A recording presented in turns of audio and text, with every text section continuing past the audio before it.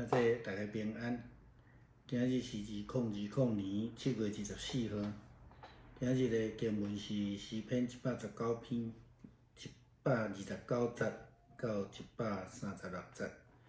列王记上卷第1章38节到48节。使徒行传第7章44节到53节。今日要甲咱分享的主题是上帝的殿。殿这个字是咧形容一个厝体，互迄个官阶还是位置较悬的人，还是讲国王，或者是讲神明所住的所在的名称叫做殿。伫名称顶悬，咱会通讲是有宫殿，或者是讲神殿。伫台湾教育部国语的迄个字典的修订本中，对即个殿的解说是真宽大的厅堂，或者是讲伫迄个行军的中间，保护全军的最后一个部队，通常是指挥官的即个部队。旧约的传统，伫所罗门王进前并无圣殿，伫摩西进前并无会幕。伫创世纪的时期也无约柜，迄是伫西奈山的10条界了后才有的。迄个时期只有上帝，上帝伫倒位？上帝住伫倒位？为什么无约柜呢？为什么无有会幕呢？为什么无有圣殿呢？无有圣殿就无有上帝吗？我想有几项事咱先爱来了解清楚。第一个就是讲10届迄个石板，这记载是伫出埃及记19章20章的所在。上帝伫西奈山顶赏赐予摩西的，因为出埃及的以色列人因需要设立迄个原则，互因去遵守。伫出埃及记31章第18节的经文安尼讲：耶和华伫西奈山甲摩西讲话明白，就将2块约碑互伊，是上帝用指头仔写的石碑。约柜记载伫出埃及记25章、37章的所在。这是用藏迄个法板，还是讲咱讲石板10条界石板用的。出埃及记25章的21节安尼讲：着将施恩所安伫柜顶，佮将我所要赏赐你的律法下伫柜内。第三项是会幕，这是记载伫出埃及记26章、36章、38章甲40章的所在，是咧藏约柜的所在，咱称作至圣所，以及要互以色列的祭司伫迄个所在来献祭，百姓伫迄个所在来敬拜上帝的路用。圣殿，咱知影是大笔计划来构建，并且募集所有的材料，咱才有引用这段的经文。但是上帝不准大笔迄双满是火的双手来起圣殿，所以后来互继承者所罗门来建筑。伫以色列的历史的中间，这个耶路撒冷的圣殿经历着2摆的毁坏，也有重建的经历。对安尼，咱看见无论会幕也好，圣殿也好，其实迄个目的是要互人甲上帝建立关系的所在，是献祭还是领受上帝话语，咱讲约柜。使徒行传会记载，迄个初代教会好哪亲像阁有增加另外一个真重要的事，迄个就是团契的生活。圣经记载讲，常常全部使徒的教士，三角交陪、八饼、祈祷，众人拢惊吓，使徒阁惊济济奇事神迹，信的人拢聚集伫一所在，所有的物共家用，阁卖不散家业，照逐人所欠用的分互因。日日当心，全部伫殿内，也伫邻家八饼，用欢喜诚实的心来食，阿乐上帝也得到众百姓欢喜因，主将得救的人日日加添互因。咱看到几项事，就是上帝话语的教导甲宽辨，也有团契的生活，有上帝所欢喜的，所以上帝日日将这个人数加添互因。重点来啊，这个基督徒因的生活大部分毋是伫圣殿内底。是伫迄个人家内底，咱会当来回想圣经福音书的记载，圣殿迄阵是伫犹太教的管理阶层的人的管理中间，不但无互圣殿达到即个应该爱有的功能，甚至互迄个圣殿变成做一个贼收。这也是耶稣基督最后一摆进入耶路撒冷的时阵，伫圣殿所讲的话。耶稣引用旧约圣经以赛亚书56章第7节的经文讲：“我要带到我的圣山，互因祈祷伫我的厝内欢喜。因得烧祭甲礼物，伫我的坛顶的确要得到接纳。因为我的厝要称作万百姓祈祷的殿。”伫使徒行传第7章，今仔日咱的经文，司提反伫面对大祭司的质问的时阵，伊安尼讲：“恁的暗领硬，心甲耳未受割礼的人，常常背逆圣神。恁会做安尼，恁也安尼。先知中搭落一个无互恁的主困着伊啊，遐会参与伊的得要到啊，因也要害死因。当即个义会恁要送交来害死，对天使来说的律法，恁受着也无受用。”咱是毋是亲像犹太的遮的犹太教徒祭司共款，将即个上帝的话藏伫咧约柜内底，也是锁伫咧约柜内底，却无迄个实践的能力？圣殿对咱来讲，对基督徒来讲的意义到底是啥物的？保罗对哥林多教会信徒讲：“恁竟毋知恁的身躯就是圣神的殿吗？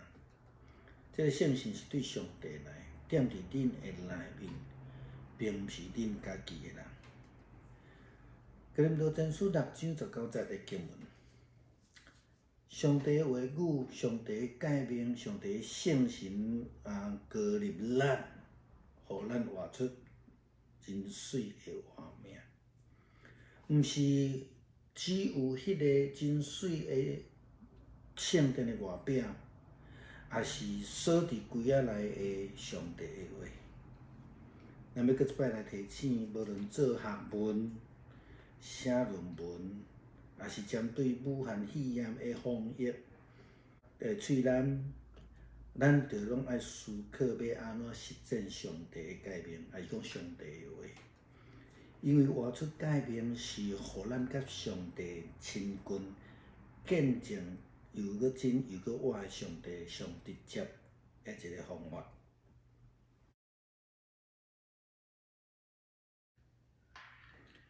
弟兄姊妹平安，今天是2020年7月24号。我们今天的经文是诗篇119篇129节到136节，列王纪上卷第1章38到48节，使徒行传第7章44到53节。我们今天要分享的主题是上帝的殿。殿是给位阶比较高，或是如同君王一样，或是如同神明所住的一个地方，我们称之为殿。在名称上，我们或许称宫殿或是神殿。台湾教育部国语词典的修订本对于殿的解释是高大的厅堂，或是行军时保护全军的最后一个部队，通常是指挥官所在的一个部队。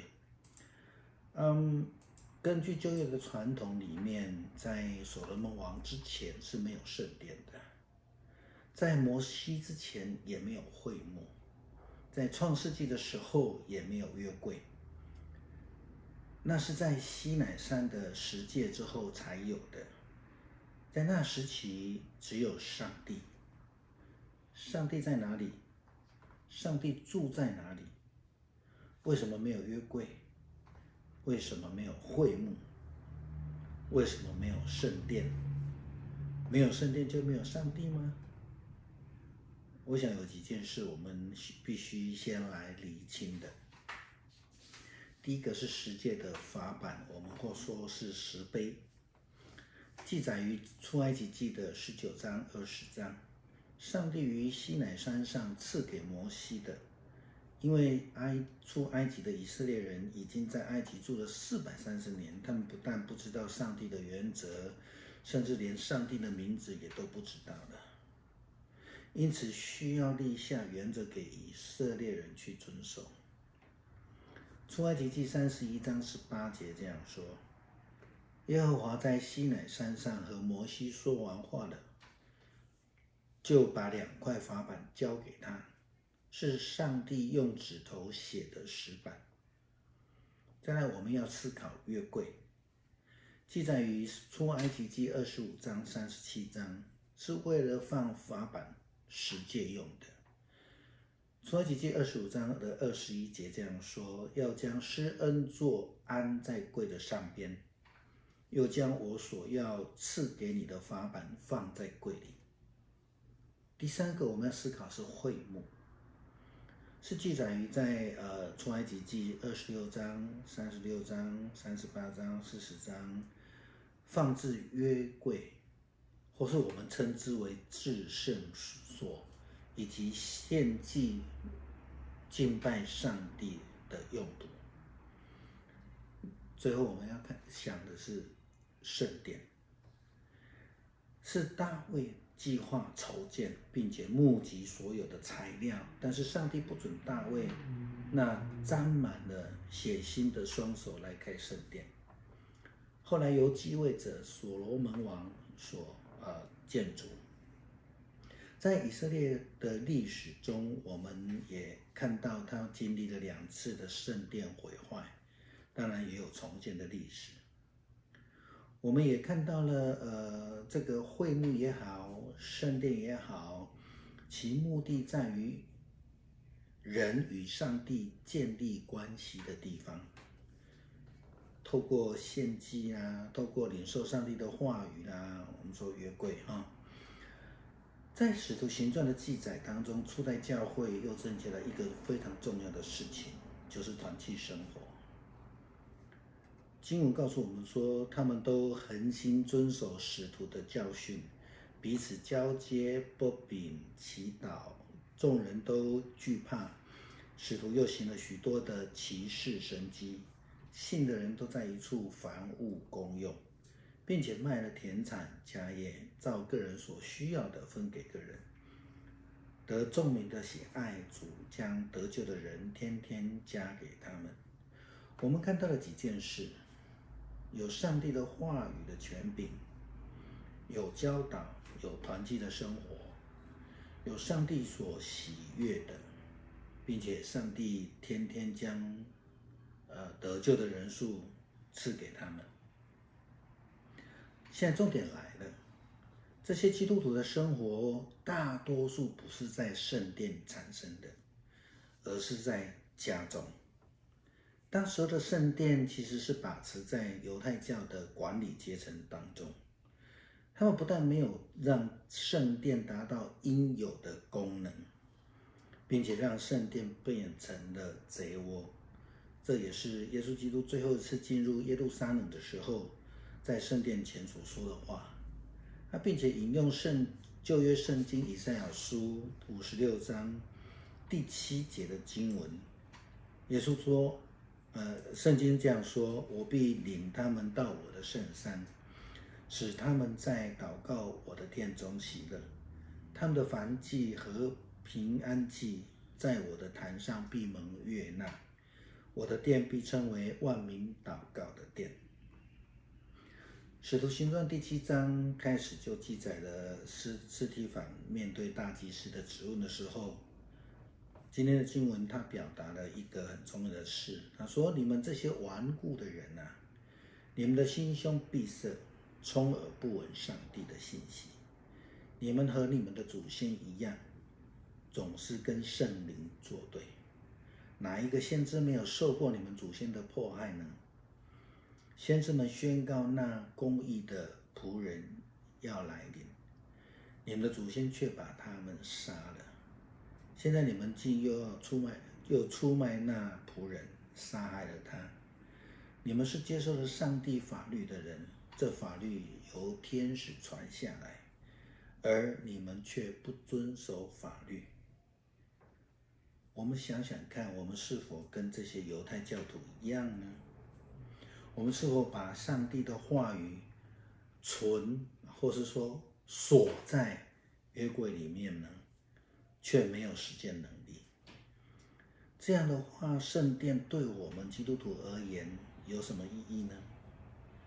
保罗对哥林多的教会的信徒这样说：岂不知你们的身子就是圣灵的殿吗？这圣灵是从上帝而来，住在你们里头的，并且你不是你们自己的人。哥林多前书6章19节。所以是上帝的话语、上帝的诫命、圣灵的恩膏，让我们可以活出美好的生命，而不是只有那种华丽的圣殿的外表，或是封锁在柜子里面的上帝的话语，我们所法版。再次的提醒，基督徒无论在做学问、写论文，面对武汉肺炎的防疫、戴口罩各样的事情，都必须要思考如何实践上帝的诫命。因为活出诫命是让我们与上帝更亲近，见证又真又活的上帝最直接的方法。